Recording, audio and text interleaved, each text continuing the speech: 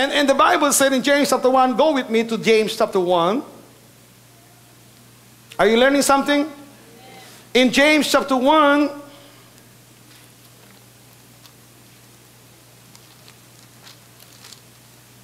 praise the Lord.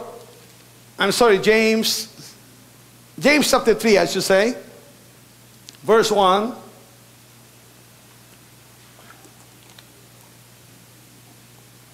Let's begin reading. In fact, we can begin reading on verse 3. Behold, we put bits in the horses' mouths, that they may obey us, and we turn about their whole body. Okay? Naglalagay po tayo ng, what do you call that? Parang renda, doon po sa bibig po ng kabayo. At kapag ka narenda na po natin kabayo, yung kanyang bibig, nalagyan po natin renda, pwede na po natin siyang papuntahin kung gusto natin, saan natin siya gusto pumunta. Amen? Now, in verse 4, behold also the ships, which though they be so great and are driven of fierce winds, yet are they turned about with a very small helm, whithersoever the governor listed. Now, maging po yung napalaking barko, okay? Ang nagdetermine po ng direksyon ng pong malaking barko ay yung pong napakaliit na timon. Kung gusto po ninyo yung isang malaking barko sa gitna ng dagat, na ito po mag-turn around 180 degrees, okay?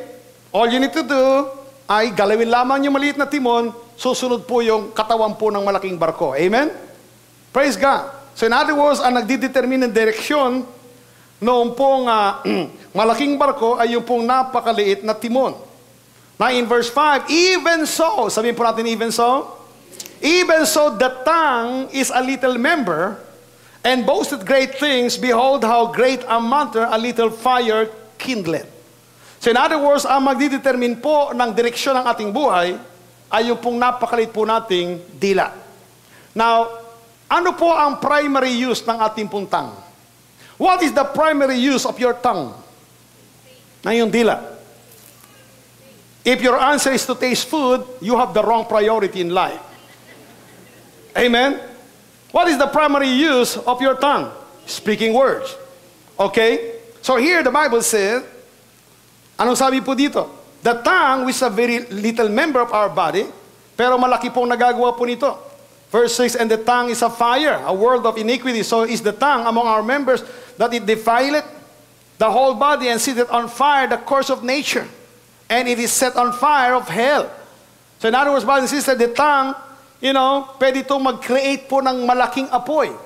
Ang malaking apoy ay hindi po kinakailangan po magsimula sa malaking apoy.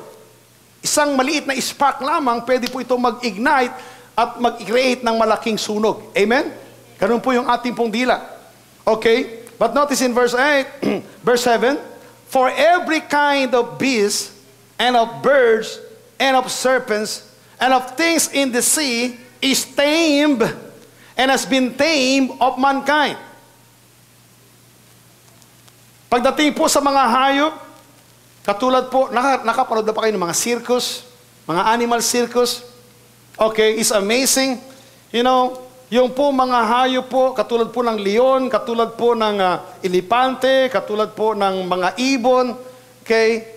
At katulad po ng mga ahas, pwede maturuan po ng tao, pwedeng paamuin po ng tao. Diba?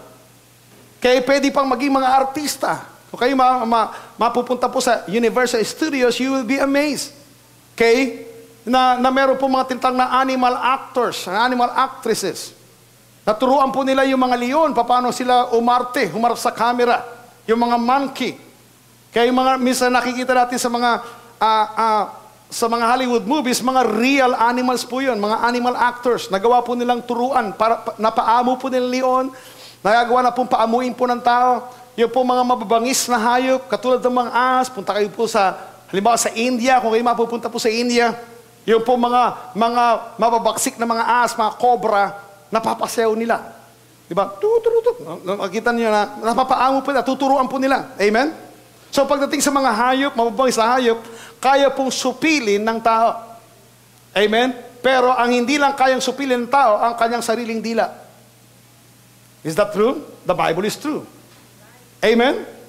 So in other words, as far as the tongue is concerned, in verse 8, but the tongue can no man tame. It is an unruly evil, full of deadly poison. With our tongue we bless God, even the Father. And therewith, with our tongue, curse we men, which are made after the similitude of God. Out of the same mouth proceeded blessing and cursing. My brethren, these things ought not to be. Out of the same mouth proceeds blessing and cursing. So we cannot tame our own tongue. But the good news is the Holy Ghost can. The good news is, yes, no man can tame the tongue, but the Spirit of God can tame our tongue. That's why the first thing that happened to us when we are filled with the Holy Spirit, we speak with other tongues supernaturally. We are able to speak in languages that we don't know. We are able to speak in languages that we don't understand. The Bible tells us we speak supernaturally by the Spirit of God. We speak in tongues as the Spirit gave us the utterance, and that is supernatural. Amen? So yun po ang purpose why God wants us to be filled with the Holy Spirit. Because it is only the Holy Spirit that can tame our tongue. And God knows unless we speak the Word of God, although the power is present in us, you know what? The power will do us no good. Okay? The Bible tells us with the same mouth, we bless. With the same mouth, we curse. Hindi po dapat ganun ang sabi po ni James. Hindi po dapat, pag nasa church tayo, you know what, madaling magsalita ng salita ng Diyos. Oh, I am blessed, I am prosperous, I am more than a conqueror. I am who God says I am, I have what God says I have, I can do what God says I can do. Okay? Hindi pa nagtatagal pag uwi ng bahay, iba na lumalabas sa ating bibig. Pambira talagang buhay ito. Nakakainis. Ano ba naman kayo? Sa iba na lumalabas sa ating bibig. Are you still here? Hindi po dapat magkagayon. We need to be consistent. So in other words, you know what? Although you have the Holy Spirit inside you, and you have the power of God inside you, but remember this, the Holy Spirit can only work in line with the Word. The Holy Spirit can only work in line with the Word of God. You may have the Holy Spirit inside, but if you are speaking negative words, you may have the Holy Spirit inside you, but if you are speaking words that are contradictory to the Word of God, that is in contradiction or not in line with the Word, I tell you, the Spirit of God is being grieved. He can't move. He really wanted to bless you, but He cannot. He wanted to prosper, but He can't. Kung ang lumalabas sa ating bibig ay puro negatibong salita. Ano pa ba tayo? Are you still here? Praise God.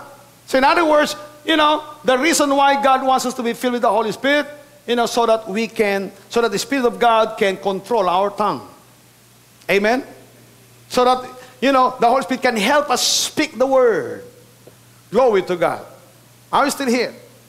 So in other words, brothers and sisters, that's why we need to practice speaking in other tongues. And be continually filled with the Holy Spirit. Nakakita na ba kayo ng isang Spirit-filled Christian na kung saan, nakita nyo na ganito kanyang ginawa? Hura ba sa karabasyan de lebesi kita karabarayanda? Ang biro talagang buhay ito. Wala akong pag-asang, hura ba sa karabasyan de lebesi kita karabarayanda? Habang panahon na yata kung may sakit. Hura ba sa karabasyanda? Anak, parang bobo-bobo mo, anak.